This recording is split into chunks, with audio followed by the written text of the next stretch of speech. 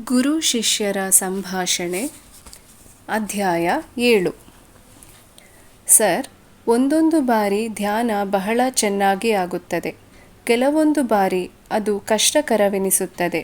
ಇದೇಕೆ ಹೀಗೆ? ಯಾವಾಗಲೂ ವಸಂತಕಾಲವಿರುವುದೇ? ಕೆಲವೊಮ್ಮೆ ವಸಂತ, ಕೆಲವೊಮ್ಮೆ ಶಿಶಿರ. ಸತ್ಯಯುಗ, ಕಲಿಯುಗ ಮುಂತಾದ 4 ಯುಗಗಳು ಬೇರೆ ಬೇರೆ ಕಾಲದಲ್ಲಿ ಬರುತ್ತವೆ. ಇದು ನಿಮಗೆ ತಿಳಿದಿದೆಯೇ? ಒಂದು ದಿನದಲ್ಲೂ ಯುಗಗಳಿರುತ್ತವೆ.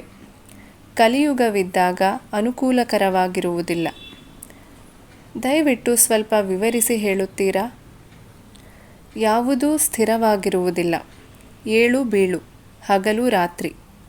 ನಾವು ಈ ಭೂಮಿಯ ಕಾಲಮಿತಿಗೆ ಒಳಪಟ್ಟಿರುವವರೆಗೆ ಈ ಪ್ರಕೃತಿ ನಿಯಮದಿಂದ ತಪ್ಪಿಸಿಕೊಳ್ಳಲಾಗುವುದಿಲ್ಲ. ಹಾಗಾದರೆ ಯಾವ ಸಮಯ ಅನುಕೂಲಕರ ಹಾಗೂ ಯಾವ ಸಮಯ ಅನುಕೂಲಕರವಲ್ಲ ಎಂದು ಹೇಗೆ ಅರಿಯುವುದು?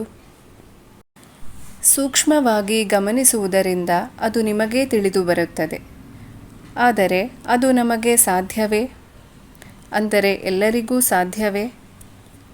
ನನಗೆ ಸಾಧ್ಯ, ಆದ್ದರಿಂದ ನಿಮಗೂ.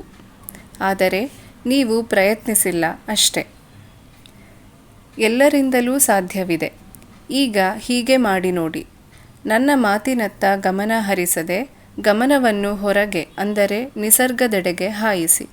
ನಿಮಗೆ ಎಷ್ಟೊಂದು ಶಬ್ದಗಳು ಕೇಳಿಬರುತ್ತವೆ. ಹಾಗೆಯೇ ಈ ಪ್ರಪಂಚದಿಂದ ನಿಮ್ಮ ದೃಷ್ಟಿಯನ್ನು ಬೇರೆ ಪ್ರಪಂಚಕ್ಕೆ ಹಾಯಿಸಿದರೆ ನೀವು ಎಲ್ಲವನ್ನೂ ಕಾಣುವಿರಿ.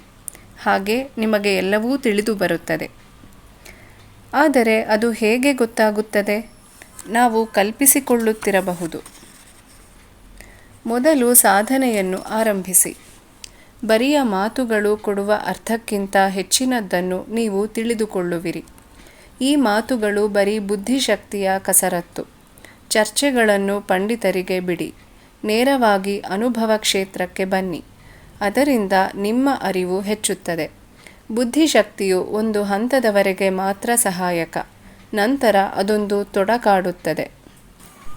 ಬೌದ್ಧಿಕ ಕಲಿಕೆ ನಮ್ಮ ಅನುಭವಗಳನ್ನು ಸೀಮಿತಗೊಳಿಸುತ್ತದೆ. ಆದ್ದರಿಂದ ನಾನು ಯಾವಾಗಲೂ ಹೇಳುವುದೇನೆಂದರೆ, ಉನ್ನತವಾದುದನ್ನು ಅರ್ಥ ಮಾಡಿಕೊಳ್ಳಬೇಕೆಂದರೆ ಈ ಮೊದಲು ಕಲಿತುದನ್ನು ಮರೆಯಬೇಕು.